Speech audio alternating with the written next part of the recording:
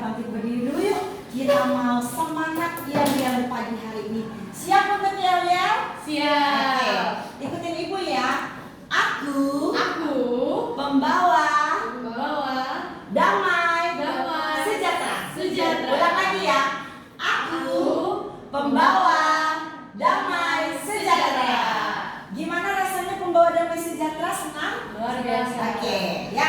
Yuk kita akan buka kelas kita pada pagi hari ini. Kita berdoa terlebih dahulu. Ibu minta tolong Esther buka dalam doa yang ya. Bapa yang berada di surga, kami mengucap syukur Tuhan pada pagi hari ini. Kami memulai pelajaran kami.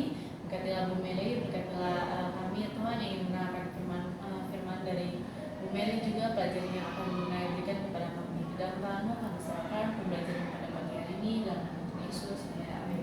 Amin. Terima kasih Esther, silakan duduk. Puji Tuhan, Ibu senang hari ini semuanya hadir ya. Ada Esther, ada Claudia, dan ada Joseph. Terima kasih Joseph yang udah videokan Ibu hari ini. Hari ini kita mau melanjutkan materi pembelajaran kita.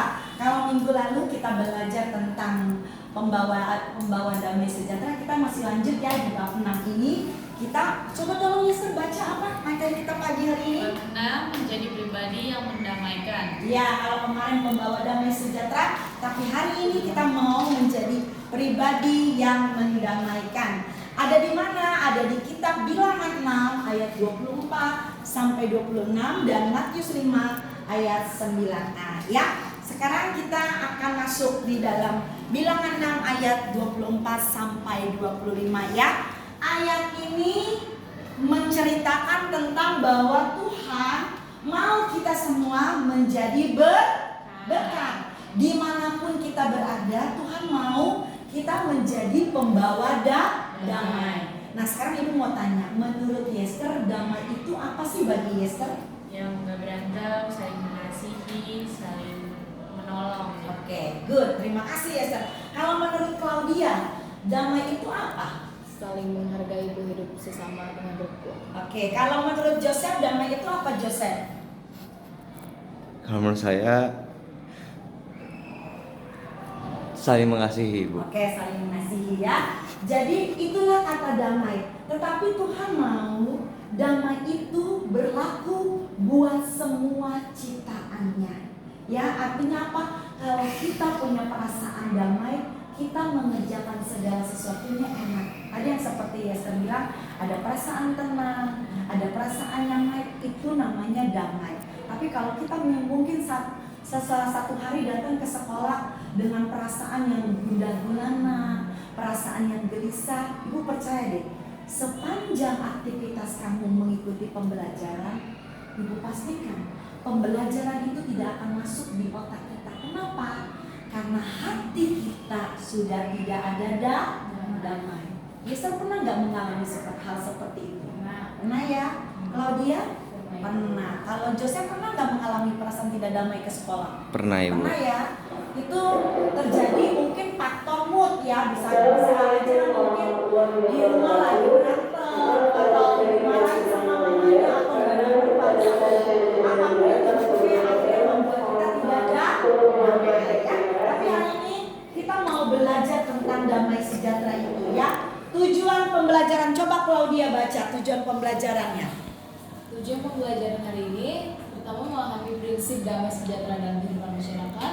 Kedua, menganalisis damai sejahtera sebagai landasan hidup bermasyarakat. Ya, jadi ternyata damai sejahtera itu luas dan penting, bukan hanya berlaku sebagai kita pelajar di tempat ini, tetapi damai sejahtera itu harus berdampak bagi masyarakat di mana kita berada. Berarti kan kita harus menjadi dampak atau membawa terang kasih-Nya Tuhan.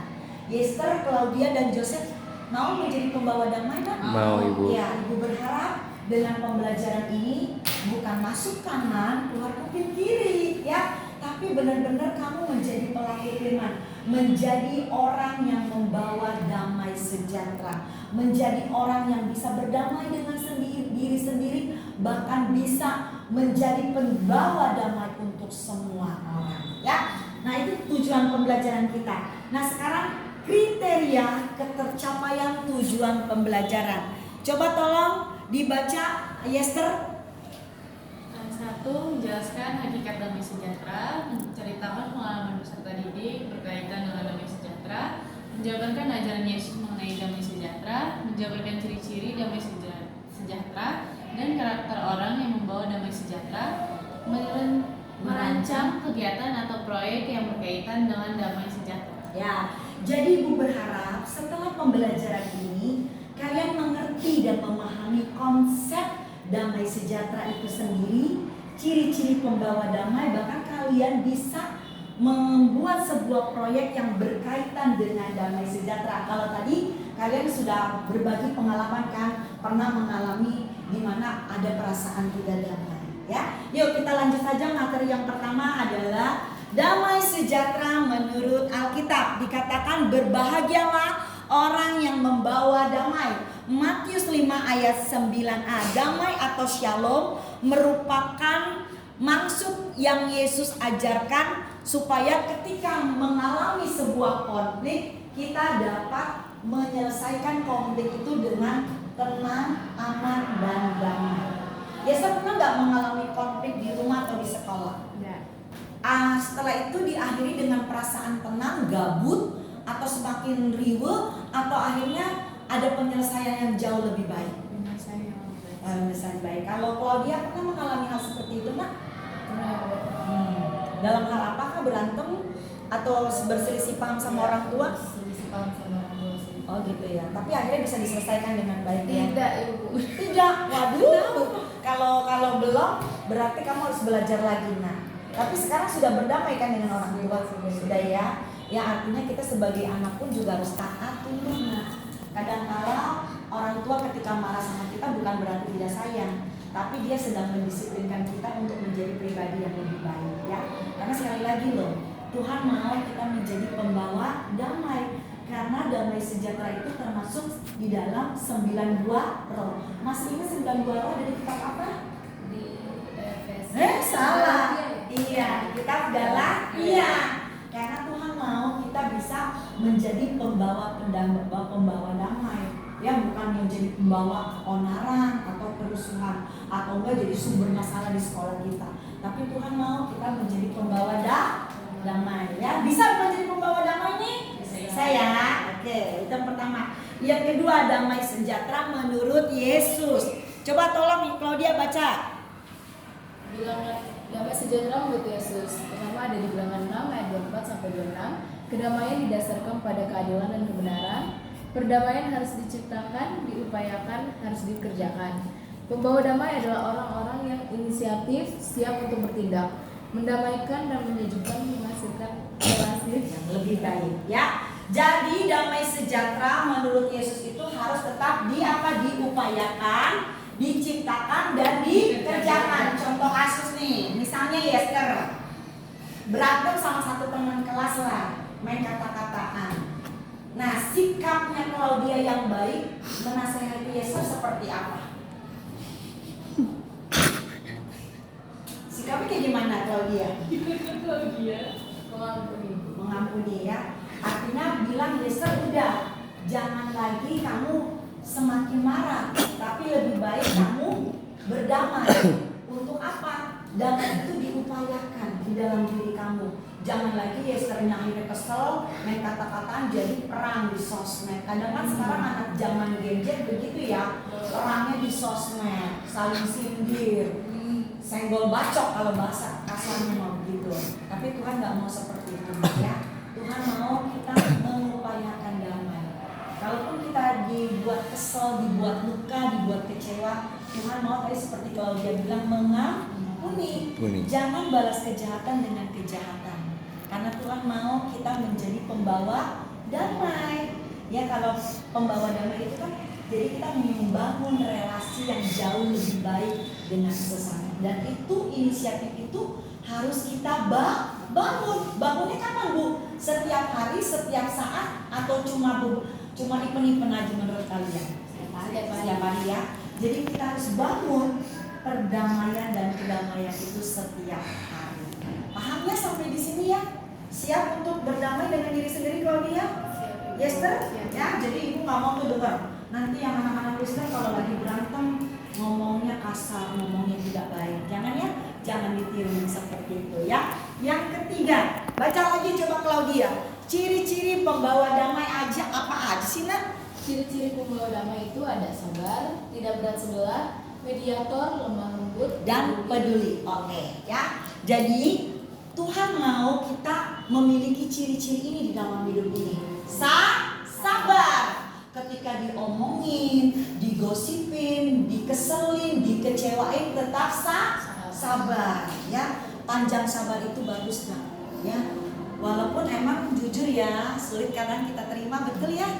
Kalau ngomong sih gampang Bu Mary, tapi praktek kadang susah. Tetapi sesulit dan sesusah apapun Tuhan mau kita jadi orang yang sabar. Yang kedua artinya tidak berat sebelah, artinya gini, tidak pilih kasih.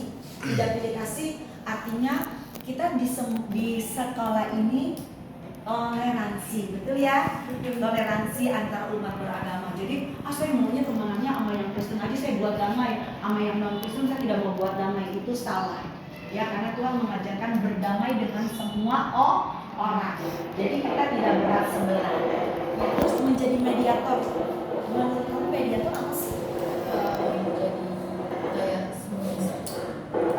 menginspirasi orang. Ya, mediator itu menginspirasi atau menjadi penengah ya.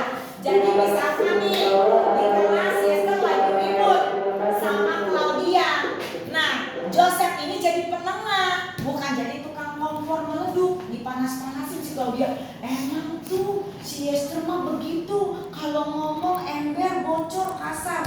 Tambah kesel lah si Claudianya. Itu namanya tukang kompor meleduk. Ya, tapi Tuhan mau kita menjadi orang yang menjadi mediator, menginspirasi orang untuk berbuat yang baik, bukan sebaliknya berbuat yang negatif. Jadi bisa ya jadi mediator. Ibu nggak mau denger nih nanti tiba-tiba kamu berantem jadi perang, nggak mau ya. Tapi ketika ada masalah, ada konflik, diselesaikan dengan hati yang dingin dan berserah kepada Tuhan ya. Selanjutnya lemah lembut. Lemah lembut bukannya maksudnya jalannya kayak putri soalnya begini-begini, bukan. Tapi lemah lembut itu lebih ke karakter pembawaan dan kata-katanya. Ya jangan maaf kata nih, kita kan disekolahin, tapi kata-katanya kita kebun binatang keluar, kata-kata yang mengandung kutuk, kata-kata yang jahat keluar. Menurut kamu bagus gak seperti itu? Enggak ya, itu tidak mencerminkan anak sekolah. Tapi kalau kita memiliki perasaan damai itu, Tuhan mau perkataan kita itu manis seperti sarang madu, menyenangkan orang lain, menguatkan orang lain. Ya, jadi ibu berharap nih kata-kata kita dijaga. Jangan sekali-kali kita sumpah serapah keluar dari mulut kita ya. Karena itu berarti kita tidak mencerminkan orang-orang yang membawa damai. Ya, yang terakhir adalah peduli. Coba menurut Esther bentuk kepedulian Esther itu apa? Contohnya? Peduli itu di saat kayak teman minta tolong kita bisa bantu gitu. Oke. Kita ada masalah tapi mengutamakan itu. Oke, kalau Claudia bentuk kepedulian Claudia seperti apa? Misal ada teman yang butuh teman untuk bercerita, kita bisa dimintain. Oke, kalau Joseph bentuk kepedulian misalnya temannya sakit, apa yang mesti Joseph lakukan? Kita jenguk terus Terus? kasih buat tangan gitu. Oke, good ya. Ibu senang kalau kayak gitu ya. Itu bentuk kepedulian kita. Dari hal-hal kecil bisa kita lakukan. Karena itu pun salah satu bentuk ciri pembawa damai. Ada kepedulian, ada rasa memiliki satu sama lain, ada kebersamaan di dalam nilai-nilai itu. Ya, Ibu berharap dengan pembelajaran ini karakter kamu semakin jauh lebih baik lagi. Mau jauh lebih baik lagi kan? Oh iya. Ya, mau ya. Dan yang terakhir adalah apa yang dapat kalian lakukan ketika terlibat konflik. Biasanya kalau Esther kalau mengalami konflik apa yang kamu lakukan? Saya jadi yang ini atau yang jadi penonton? Kamu jadi anggaplah kamu jadi penontonnya, terus tapi kamu mau melakukan apa nih ketika melihat ada teman kamu yang menghadapi konflik? Lebih ke menengahi sih biar gak usah berantem terus diomongin kenapa kok harus berantem gitu. Oh gitu. Oke, nah sekarang kalau dia pertanyaannya beda. Kalau kamu orang yang sedang mengalami konflik, apa yang tindakan kamu tuh seperti apa ketika mengalami konflik itu? Saya bodo amat sih. Bodo amat. Oh cuek. Iya. Kalau Joseph, kalau kamu mengalami bersama orang yang konflik, sikap kamu lebih ke seperti apa?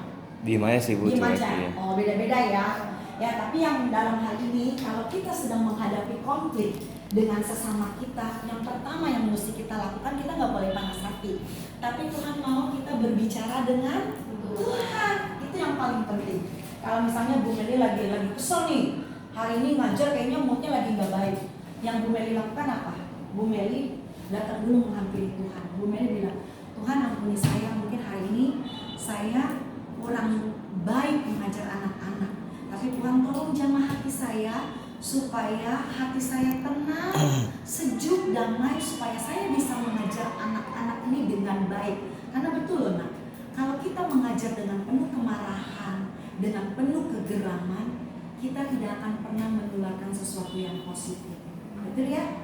Ibu akan membawa dampak yang negatif buat kamu. Tapi kalau hari itu Ibu Mary mengajar dengan penuh ketenangan, dengan kedamaian, Ibu Mary percaya kamu pun pasti akan menerima materi itu dengan sukacita. Ya, jadi ketika kita mengalami konflik, yuk kita datang terlebih dahulu sama Tuhan, kita minta ampun, biar Tuhan kasih ketenangan di jiwa kita. Ya, itu yang pertama. Yang kedua, berinisiatif untuk meminta maaf. Kita nggak boleh egois atau gengsi. Kalau misalnya Yester tahu hari itu mungkin Yester udah buat kesel Claudia, ya tolong Claudia, hampiri Claudia.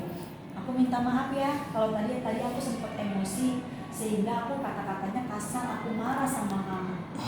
Ibu percaya kalau kamu datang menghampiri Claudia dengan yang tadi omongan kamu yang lemah lembut, pasti Claudia mengampuni dan memaafkan. Tapi kalau kamu datang sama dia udah marah-marah, tambah marah, yang ada tambah perang, lonjok-lonjokan, jenggut-jenggutan, itu menyelesaikan masalah tidak? Tidak ya. Tapi kita harus berinisiatif untuk meminta maaf. Kenapa? Karena Tuhan pun mengajarkan kita belajar mengasihi musuh. Amin. Ya. Yang ketiga adalah beritahu orang lain bagaimana perasaanmu. Kamu boleh cari teman untuk curhat. Oh saya lagi gak suka lo sama dia. Tapi temennya yang baik. Yang tadi gue bilang jangan tukang kompor meleduk. Yang bisa mengadamkan suasana kamu. Dan yang terakhir adalah berhenti membicarakan orang yang telah menyakiti hati kalian. Jangan digosipin lagi, Tuhan gak ngajarin ya. Karena kalau gosip itu digosok katanya makin sip. Tapi udah, semua orang punya keterbatasan, punya kelemahan dan punya kelebihan. Kita mau mengapresiasi kelebihannya daripada kekurangannya.